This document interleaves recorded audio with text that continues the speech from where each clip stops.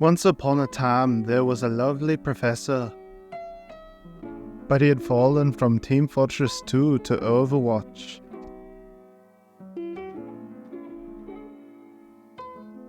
He played it, but never felt the same amount of love for it as TF2. Many times did he attempt to play it again, but it never prevailed. So to try and get back into Overwatch, he made a turning Overwatch characters into Pokemon video.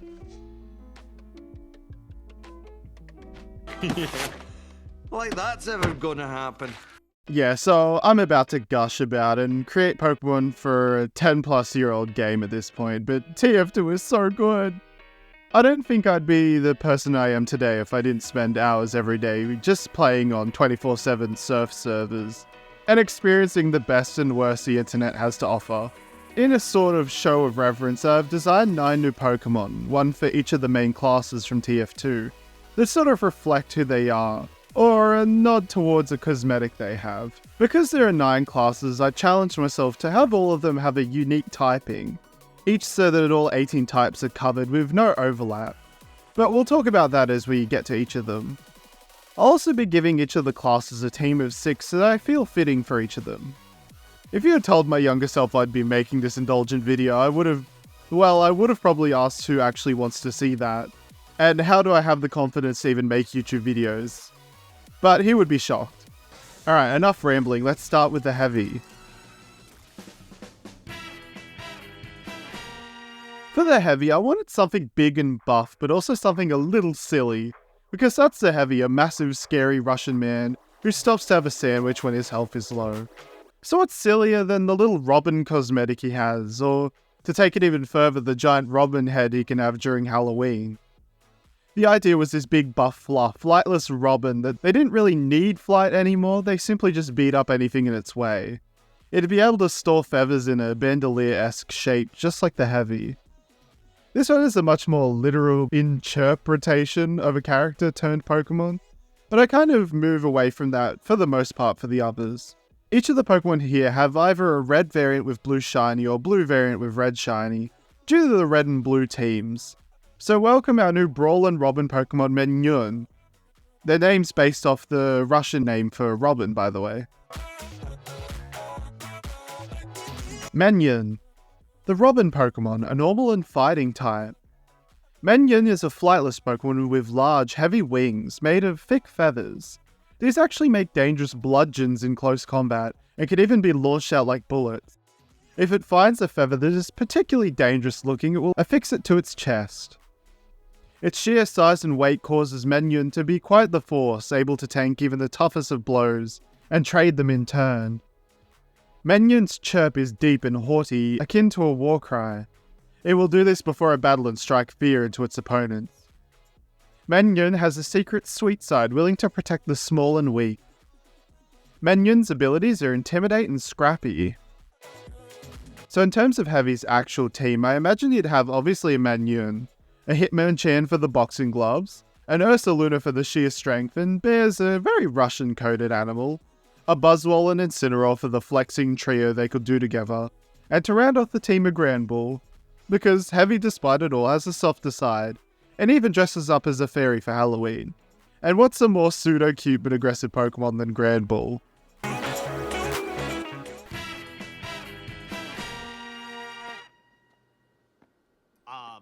I don't even know where to start with you. I mean, do you even know who you're talking to? Alright, time for Big Slappy himself, the Scout. I wanted a Pokemon that could combine some speed of an animal with the addicting and radioactive freshness of the Bonk Atomic Punch. I came to the conclusion that the best animal for the Scout's Pokemon would be a cheetah. Super fast and is a sprint predator, and I can imagine it sort of doing exactly what the Scout does, hit and run tactics. My initial idea was just this completely addicted out of their mind cheetah, and it ended not too far from that. Instead of spots, there are these fur parts that emulate speed lines, so it always looks like it's a constant smear frame. A Tometer would be electric psychic. I chose psychic over poison as I feel like tapping into a radioactive substance that can make you dodge literal bullets is closer to psychic powers than anything else. Colors I went for yellow and blue, so it still has that cheetah feeling while still maintaining the team aspects from the game. Automata, the energy Pokemon, an electric and psychic type.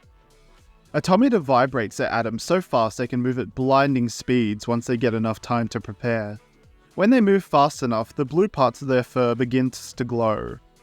The speed in which it moves can only be maintained momentarily before it becomes incredibly sluggish. This speed can return if it feeds on prey. Due to its relatively low smarts but fast speeds, it's used as a semi-reliable courier, especially for intelligence. Its speeds even allow it to almost double jump unnaturally. Automata has a strange love for human food. Automata has the ability Speed Boost. So for Scout's team we'd have Automata, Ninjas just for that speed, a Zeb Striker and Bolton for that fast quadrupedal Pokemon vibes he gives off, and to round out the rest of the team a Conkeldurr for the Boston and kind of metal bat feeling it gives off, and a female Indeedee because what better Pokemon to describe Miss Pauling.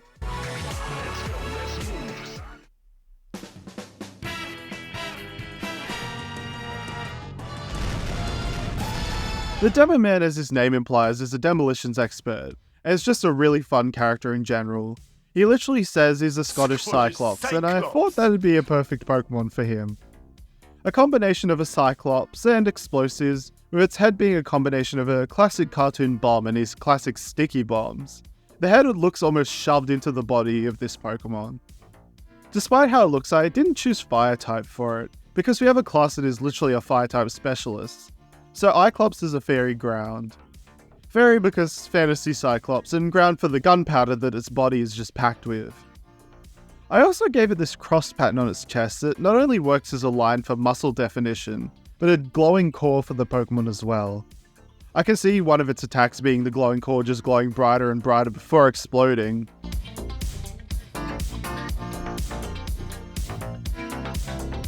Cyclops, the bomb Pokemon, a ground and fairy type. Cyclops is actually quite the kind and caring Pokemon, willing to throw itself into combat if a Pokemon would try to attack their allies. The glowing core in its chest reveals a destructive explosive power. If Cyclops gets angry enough, it invigorates a gunpowder-like substance in its body and explodes, wiping out the ground around it. If Cyclops needs to attack from afar, it can even bundle up the substance from its hands and create long-range explosives. People employ Cyclops for precision demolitions with a low fatality rate. Cyclops' abilities is Aftermath and Flash Fire. Demo's team would be all explosive based save for one. Cyclops of course, and an Aegislash for the Demonite representation. An Electrode and Blacephalon for the exploding head boys. A Fortress because I feel like I always see them using self-destruct. And finally a Turtonator because that thing is literally just a mine.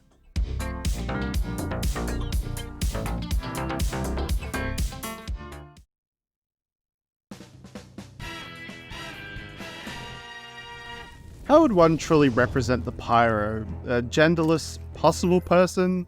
Maybe alien? Inside of a fire suit and gas mask combo? While they see the world as fairyland, they're actually just burning everything. For all we know, it could be an actual Pokemon under that mask. I settled on a dragon for the Pyro. It kind of has that whimsy of fantasy and the horrifying reality of fire. I gave it a head based on the fire axe Pyro uses and an almost fire suit legs. And the flamethrower afterburner on its behind, all of it wrapped up in a cloak of flames. I think this really exemplifies what the Pyro is quite well.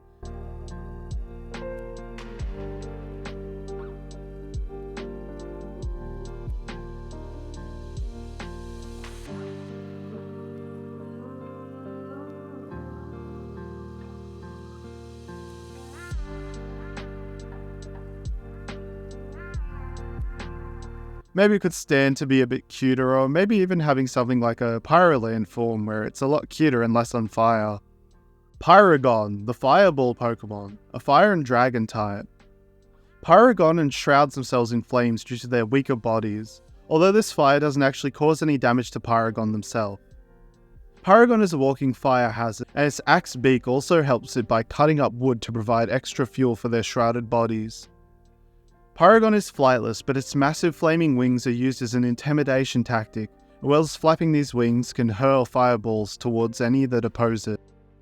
Despite it all, Pyrogon has a whimsical disposition which has led to complete flash fires that it stares intently at and gets transfixed. Paragon's abilities are Flash Fire and Dragon's Maw.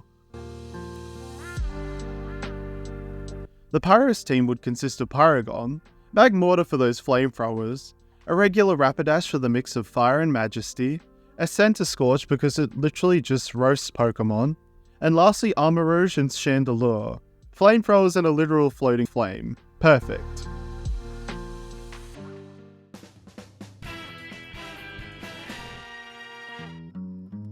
The engineer himself builds things, he's a problem solver, but their actual character is just kind of a kind Texan.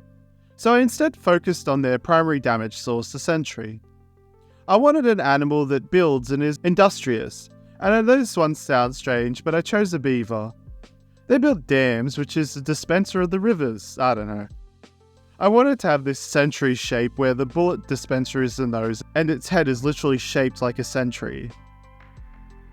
Their tail, legs, and arms all represent the sentry's kickstand, and unintentionally, but the arms, when held like that, look like the buttons and straps for overalls. This one isn't as cool or menacing as the others and comes off more like the mini sentry, but I think that's kind of fitting. The engineer himself, despite building machines of destruction, has usually shown quite a kind side, albeit sometimes being a little unhinged. Centauri, the lock-on Pokemon, a steel and water type. Found on any good construction site is a Centauri. Incredibly industrious, they use their highly advanced brains to build structures even without the guidance of humans. Also extremely perceptive, a single Centauri will stand guard over an entire dam. If it spots an enemy, it will fire attacks with water blasts or steel shards. While Centauri will normally build with wood, if there's a source of metal around, they'll actively use that instead. Their teeth sharper and stronger than most metals, they can easily cut it down. This means groups of wild Centauri are forced away from cities and towns. Centauri's abilities is Technician and Skill Link.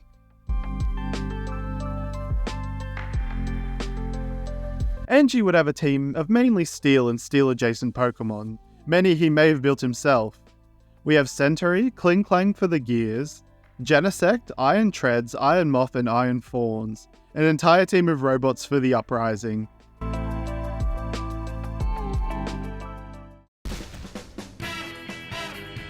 The soldier was tough. I could have done raccoons very easily due to the sheer amount of cosmetics he has for them. But he's so pure American that there's only one creature I could go for. The American Eagle. Now I bet you're wondering, isn't Braviary literally just the American Eagle Pokemon? Yes it is.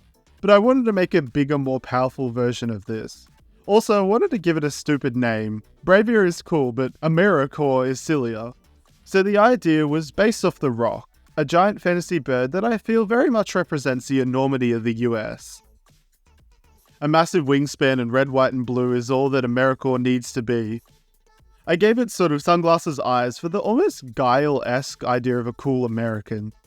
Because I was running low on typings that fit, I gave AmeriCorps the rock type, which actually fits due to it being a rock, and also I feel like very patriotic Americans think that their country rocks. Definitely would be like a Braviary counterpart or some weird cross-gen Evo. AmeriCorps, the rock Pokemon, a rock and flying type. Blocking out the sun overhead is the Grand AmeriCorps, an apex predator with a massive wingspan, and said to bring victory to any who see this rare Pokemon. A single flap of AmeriCorps' wings can create destructive gales, and even pick up heavy stones and almost seem to be able to home in on their enemies. It is a haughty Pokemon, quite ignorant and proud, and will have an extreme distaste to anyone who talks foul of it, and no one wants to be on the receiving end of the rending claws of AmeriCorps. People use AmeriCorps sometimes as transport and cargo due to their sheer size. AmeriCorps has the ability Victory Star. So the soldier would definitely choose to only have a Unova Pokemon. Starting with AmeriCorps and Braviary, I think he'd have Victini, a bit OP but here we are. Sawspark and Buffalant because they feel very American. And finally a Basculin, but not one that would evolve into Basculegion.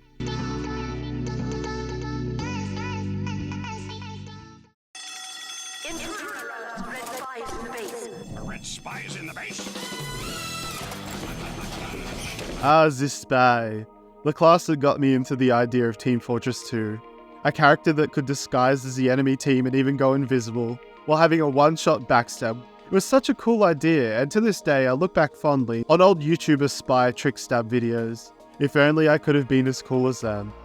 But anyway, my direct inspiration for this next Pokemon was Dragapult, with its sort of invisible tail, but I wanted to go a little further and add in an animal that could maybe not go invisible but disguise. And I chose a mantis. One of those ones that look like flowers. Not only does it have blades on its arms, perfect for the spy, but also has the disguise down pat. The idea is that this Pokemon's name and ice typing comes from the spy's weapon, the Spicicle, a knife replacement that would make icy statues when enemies were backstabbed. So cool. Another one that has parts of the spy in it, the ski mask almost head, their arms and blades working much like their butterfly knife, and the fancy dress shoes on each foot. I'm really happy with how this one came out with the sort of ethereal ghostliness the bottom half of it has. This one is where I had to sacrifice the bug type to another class, but I think Ghost Ice fits very well for it. Spicicle, the assassin Pokemon, a ghost and ice type. Almost impossible to hear, Spicicle hunts their prey slowly but surely, till they rest and then will strike from behind for a guaranteed fatal blow. It disguises itself as local flowers and even as snow to surprise potentially skittish prey where following wouldn't work well. Some Pokemon have wisened up to these disguises and avoid Spicicle hunting grounds. The blades on Spicicle's arms can retract, which naturally hones the blades. When it strikes a Pokemon with these blades, they instill a chilling effect that will freeze up a Pokemon, especially handy for any Pokemon that escapes. Spicicle's ability is Backstab, which increases damage to a Pokemon who switches in. The Spire's Pokemon would be Spicicle, Dragapult for the stealth aspect, as well as Inteleon because it's literally a spy/secret agent, a Kecleon for the stealth aspect, as well as a Ditto and Hisuian Zoroark for sneaky disguises.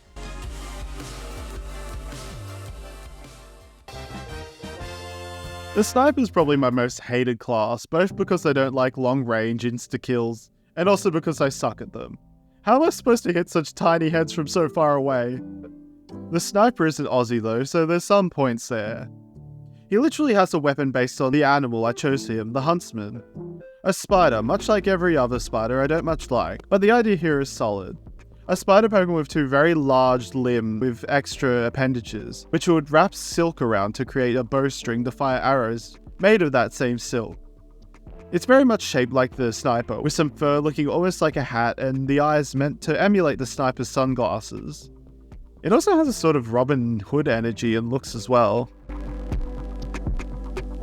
Huntsnipe, the Huntsman Pokemon, a grass and bug type. Huntsnipe is a smart and crafty little hunter. It fashions bows out of silk and using one of its two long arms, and even arrows made from that silk as well. These aren't sharp enough to cause damage, but the resulting splat from the arrow can bind and pin down prey.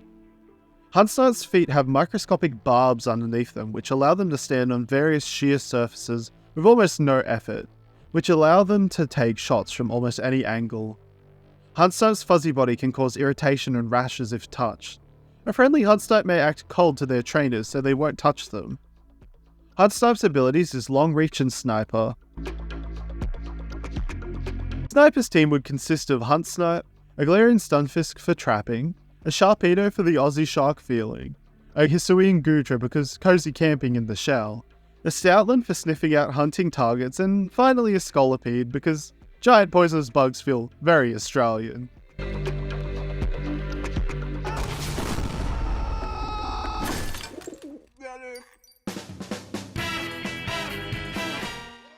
Finally, we have the unhinged medicine man, the medic. At first I was going to choose a baboon. I won't say why, because it's a bit nasty. You can look that up if you want. But instead I thought, what if the final Pokemon was an amalgam? That's definitely something a crazy doctor would do, combining all of the TF2 cast Pokemon together.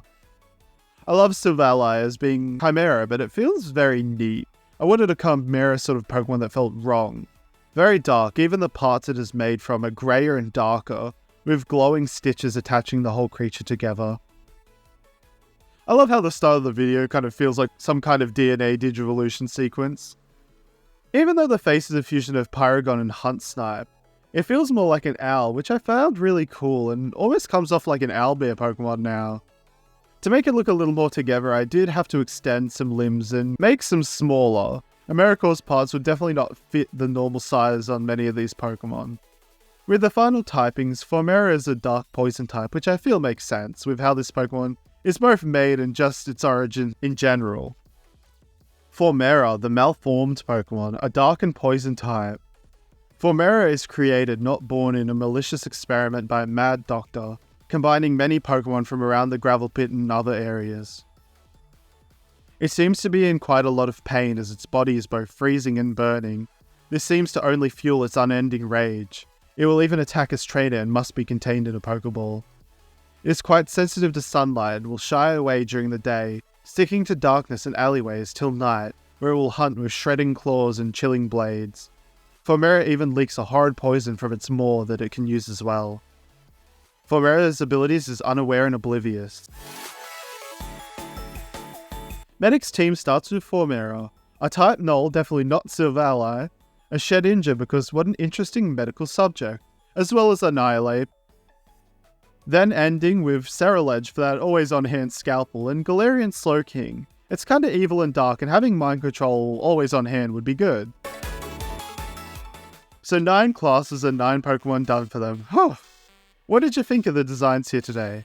Comment your thoughts down below as well as if you have any team headcanons for the classes. I know this video won't appeal to all, but if you know anyone who is a fan of TF2 and Pokemon, please share it to them. And don't forget to drop a like and subscribe if you haven't. Next video we're going to look at some Pokemon who get some special Australian forms for a star up. These are all going to be over the top Australian, so be on the lookout for that video. Thanks for watching and I'll see you next video.